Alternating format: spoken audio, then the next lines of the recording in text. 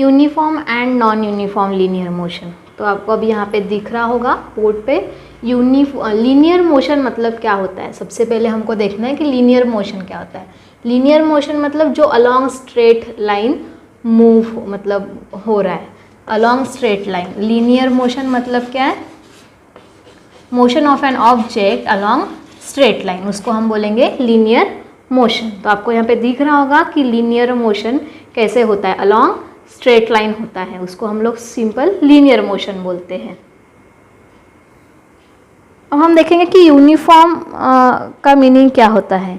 तो uniform linear motion मतलब ऐसे होता है कि अगर कोई ऑब्जेक्ट है या कोई कार है सपोज, ठीक है, तो वो यूनिफॉर्म लीनियर मोशन जब परफॉर्म कर रही होती है जब वो इक्वल इंटरवल ऑफ टाइम में इक्वल डिस्टेंस कवर करते हैं। सपोज अभी 1 किलोमीटर का डिस्टेंस है, सभी 1 किलोमीटर का डिस्टेंस है, ये भी 1 किलोमीटर का डिस्टेंस है, तो यूनिफॉर्म लीनियर मोशन मतलब 1 किलोमीटर का डिस्टेंस 10 मिनट्स में कवर कर रहा है। हर बार 10 मिनट्स में 1 किलोमीटर का डिस्टेंस कवर हो रहा है, तो हम उसको क्या बोलेंगे, यूनिफॉर्म लीनियर मोशन। ठीक है, तो यूनिफॉर्म लीनियर मोशन मतलब क्या होगा, uniform linear motion means a motion in which object is traveling through a distance or object is covering a distance equal amount of distance in equal interval of time,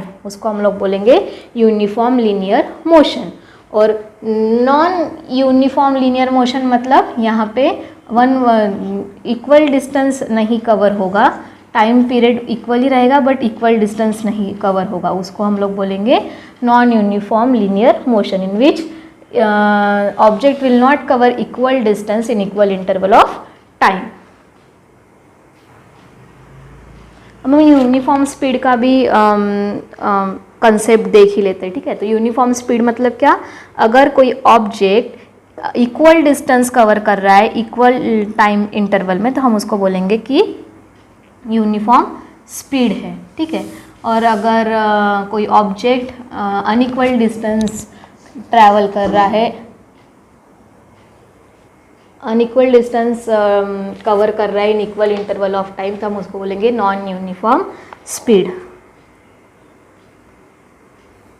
तो हमको linear motion के बारे में एक चीज़ और याद रखनी कि लीनियर मोशन हमेशा अलोंग स्ट्रेट लाइन होगा। ठीक है, लीनियर मीन्स स्ट्रेट, तो लीनियर मोशन हमेशा अलोंग स्ट्रेट लाइन होगा। तो यूनिफॉर्म और नॉन यूनिफॉर्म लीनियर मोशन में भी वही होगा कि डिस्टेंस कवर होगा, इक्वल डिस्टेंस कवर होगा इक्वल टाइम इंटरवल में। ठीक है, और स्पीड में भी वही है कि इक्वल डिस्टेंस कवर होगा इक्वल टाइम इंटरवल में, हम उसको बोलेंगे यूनिफॉर्म, हम उसको बोलेंगे यूनिफॉर्म स्पीड।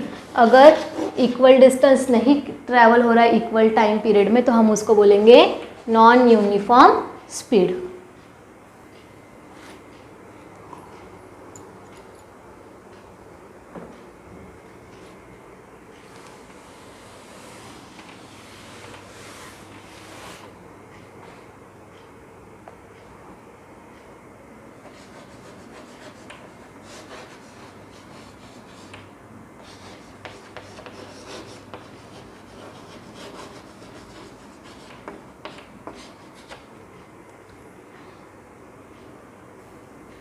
नेक्स्ट जो हमारा कंसेप्ट है that is uniform acceleration. Uniform acceleration कब होगा, जब वेलोसिटी जो है चेंज होगी by equal amounts in equal time interval. ठीक है, हमारा फॉर्मूला ही वेलोसिटी अपॉन टाइम का होता है, change in velocity upon change in time, change in velocity upon time is a acceleration.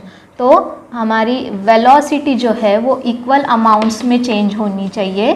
ठीक है, velocity should change in equal amounts and in equal time interval and in equal time intervals। तो वो object क्या perform करेगा, uniform acceleration. जब velocity हमारी equal amount में change होंगी विद इक्वल टाइम इंटरवल, तो हम वो ऑब्जेक्ट को बोलेंगे, वो ऑब्जेक्ट के एक्सेलरेशन को हम लोग बोलेंगे यूनिफॉर्म एक्सेलरेशन। और नॉन यूनिफॉर्म एक्सेलरेशन में क्या होगा कि वेलोसिटी इक्वल अमाउंट्स में नहीं चेंज होंगी विथ इक्वल टाइम इंटरवल, ठीक है। With equal time interval velocity will not change in equal amount, मतलब उसका ही मीनिंग होता है velocity changes by unequal amount with in equal time intervals, उसको हम बोलेंगे नॉन यूनिफॉर्म एक्सेलरेशन।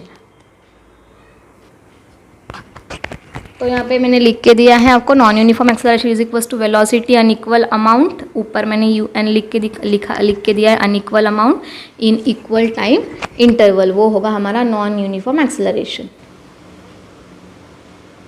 हम देखेंगे कि पॉजिटिव एक्सेलरेशन क्या होता है, नेगेटिव एक्सेलरेशन क्या होता है और ज़ीरो एक्सेलरेशन क्या होता है। तो पॉजिटिव एक्सेलरेशन जो होता है उसमें वेलोसिटी जो है ऑब्जेक्ट की इंक्रीज होंगी, ठीक है, उसको हम लोग बोलेंगे positive acceleration. Velocity of object will increase, ठीक है, वेलोसिटी जो ऑब्जेक्ट की वो इंक्रीज होंगी, उसको हम लोग बोलेंगे पॉजिटिव एक्सेलरेशन। और ये केस में, पॉजिटिव एक्सेलरेशन के केस में एक्सेलरेशन की डायरेक्शन और वेलोसिटी की डायरेक्शन जो है वो सेम रहेगी। एक्सेलरेशन और वेलोसिटी सेम डायरेक्शन में रहेंगे in case of positive acceleration. Negative acceleration में क्या हो रहा है, वेलोसिटी जो है ऑब्जेक्ट की इट विल गेट डिक्रीज, ठीक है, वेलोसिटी ऑब्जेक्ट की डिक्रीज होगी, उसको हम लोग बोलेंगे निगेटिव एक्सेलरेशन। और इस केस में एक्सेलरेशन और वेलोसिटी दोनों की जो डायरेक्शन है वो रहती है opposite direction,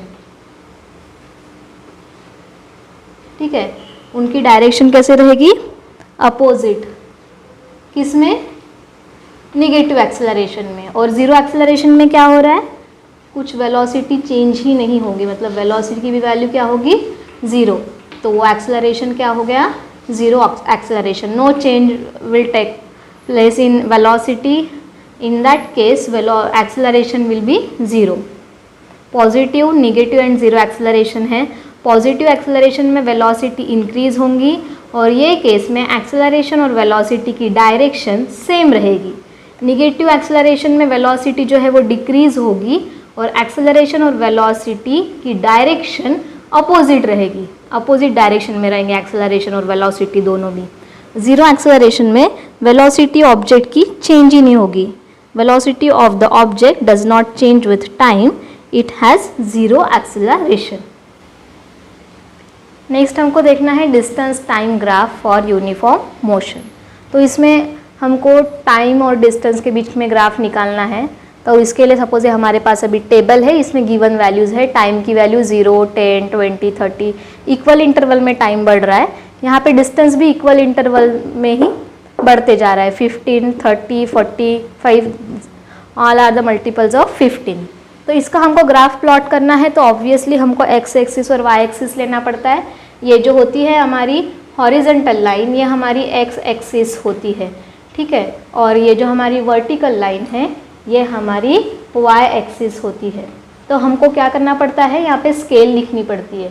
1 unit is equals to, मैंने क्या लिखा है, 1 यूनिट इज इक्वल्स टू मैंने 10 मिनट्स लिखा है, 10 सेकेंड लिखा है, क्योंकि ये हमारा एक्स एक्सिस जो है वो क्या है, टाइम का ग्राफ है। यहाँ पे नीचे दिखेगा नहीं, इसलिए यहाँ पे मैं ऊपर लिख के दे रही हूँ।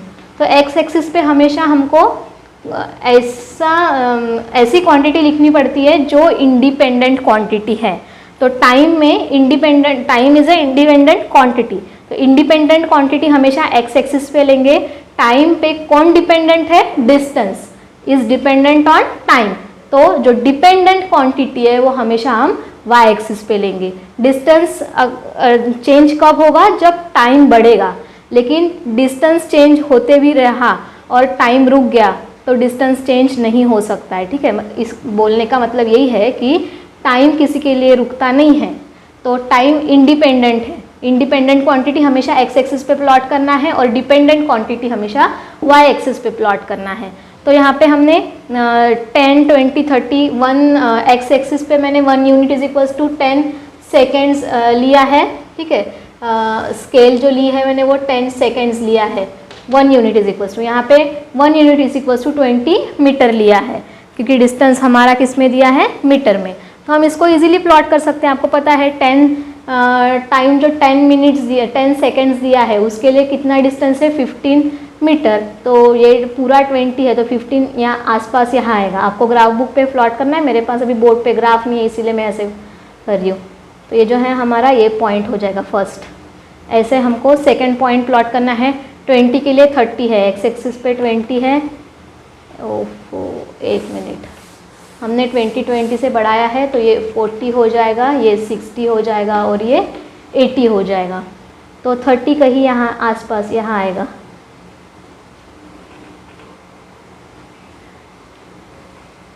तो ये हो गया हमारा नेक्स्ट पॉइंट। ऐसे ही हमको सारे पॉइंट्स प्लॉट करने। 30 सेकेंड्स के लिए है 45, तो 45 यहाँ कहीं पे तो भी आएगा, यहाँ क्योंकि यहाँ पे 50 आएगा ना, तो 45 यहाँ पे आएगा। तो आपको दिख रहा होगा कि अगर मैंने ये सारे पॉइंट्स को ज्वाइन किया तो हमको एक ऐसी स्ट्रेट लाइन मिलती है। अभी यहाँ पे मुझे थोड़ी सी स्लैंटिंग मिली क्योंकि यहाँ पे ग्राफ नहीं है, लेकिन ग्राफ पेज पे अगर निकालते हो तो स्ट्रेट लाइन मिलती है। तो हमको डिस्टेंस और टाइम के यूनिफॉर्म मोशन के ग्राफ में हमेशा स्ट्रेट लाइन मिलेंगी।